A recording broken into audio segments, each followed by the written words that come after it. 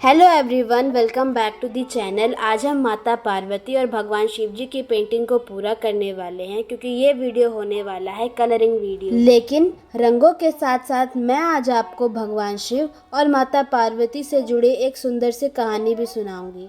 सबसे पहले आप सभी के लिए एक छोटा सा प्रश्न, क्या आप जानते हैं कि माता पार्वती ने भगवान शिव को पति रूप में पाने के लिए कितने वर्षों तक कठोर तपस्या की थी? अगर आपको इसका उत्तर पता है तो अभी कमेंट सेक्शन में ज़रूर लिखिए। मैं सबसे पहले भगवान शिव जी की जटाओं से कलर करना स्टार्ट कर रही हूँ। शिव जी ने अपनी जटाओं में गंगा को धारण क्यों किया था? क्या आपको पता है? जब भागीरथ ने अपने पूर्वजों की मुक्ति के लिए कठोर तप किया था तो उनकी तपस्या से प्रसन्न होकर ब्रह्मा ने माँ गंगा को पृथ्वी पर भेजने की अनुमति दे दी। लेकिन एक समस्या थी।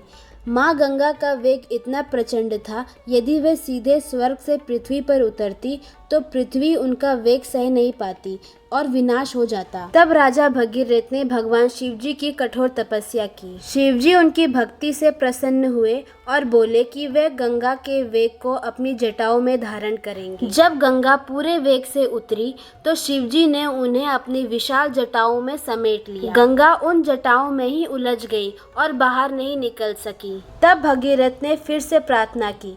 शिव जी ने अपनी जटाओं में से एक लट से गंगा की धारा को धीरे धीरे पृथ्वी पर प्रवाहित किया। इस प्रकार गंगा पृथ्वी पर आई और भगीरथ के पूर्वजों को मोक्ष प्राप्त हुआ।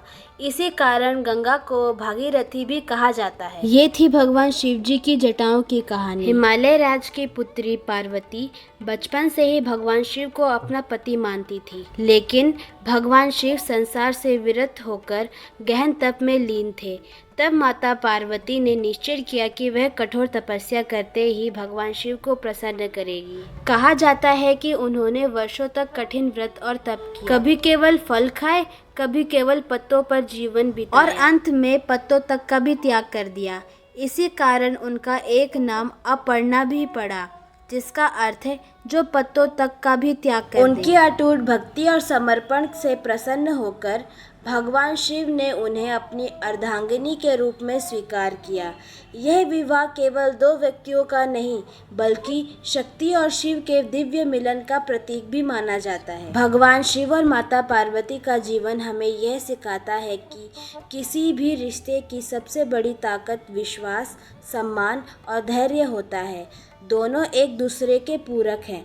जहाँ शिव ज्ञान और वैराग्य के प्रतीक हैं, वही माता पार्वती प्रेम, शक्ति और करुणा का स्वरूप है। इसलिए सनातन धर्म में शिव और शक्ति को अलग नहीं माना जाता।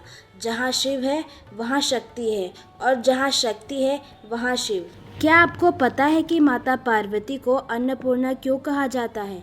आखिर ऐसे क्या हुआ था कि स्वयं भगवान शिव को भी माता पार्वती से भिक्षा लेनी पड़ी? एक समय भगवान शिव ने संसार से वैराग्य और ज्ञान पर विचार करते हुए कहा कि केवल ज्ञान ही सर्वोच्च है।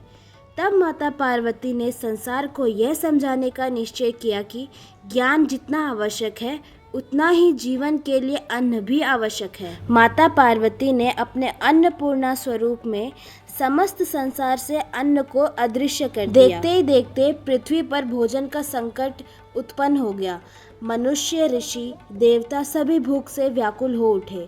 तब सभी को यह एहसास हुआ कि अन्न के बिना जीवन असंभव है। इसके बाद माता पार्वती काशी में माता अन्नपूर्णा के दिव्य रूप में प्रकट हुई। उनके हाथ में अन्न से भरा हुआ पात्र और करछुल था और वह सभी को प्रेम पूर्वक भोजन कराने लगी। जब भगवान शिव वहां पहुंचे तो उन्होंने भी माता अन्नपूर्णा के सामने भिक्षा पात्र बढ़ाया। माता पार्वती ने अपने हाथों से भगवान शिव को अन्न प्रदान किया। तब भगवान शिव ने स्वीकार किया कि ज्ञान आत्मा का पोषण करता है, लेकिन अन्न शरीर का, और शरीर के बिना धर्म, साधना और ज्ञान का पालन भी असंभव नहीं। इसी कारण माता पार्वती को अन्नपूर्णा माता कहा जाता है।